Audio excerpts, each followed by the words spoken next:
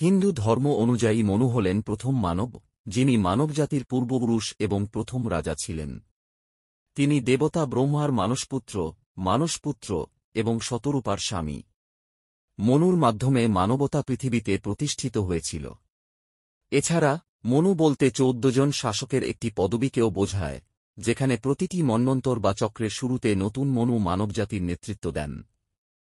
মনুর বর্ণনা: প্রথম মানব, মনু হলেন প্রথম মানুষ, যার থেকে পরবর্তী সকল মানুষের জন্ম।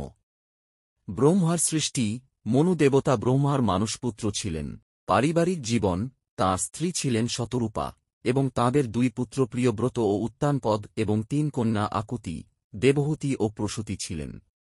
মহাপ্লাবনের ঘটনার সঙ্গে সম্পর্ক: মনু ও নোয়াকে মানবজাতির বেঁচে থাকার ক্ষেত্রে গুরুত্বপূর্ণ ভূমিকা পালন করতে দেখা যায়, কারণ মহাপ্লাবনের পর তাঁরাই মানবজাতিকে রক্ষা করেন।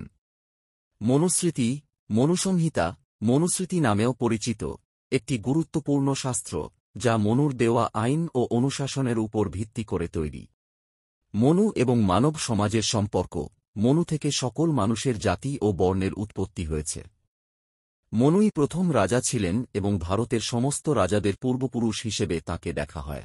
বিভিন্ন মনু: হিন্দু ধর্মের মহাজাগতিক ধারণা অনুসারে ব্রহ্মার এক দিনের মধ্যে 14টি মন্বন্তর বা যুগ থাকে।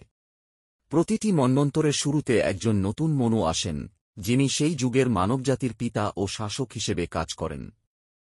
বর্তমানে আমরা 7ম মনু চক্রে রয়েছি বলে বিশ্বাস করা হয়।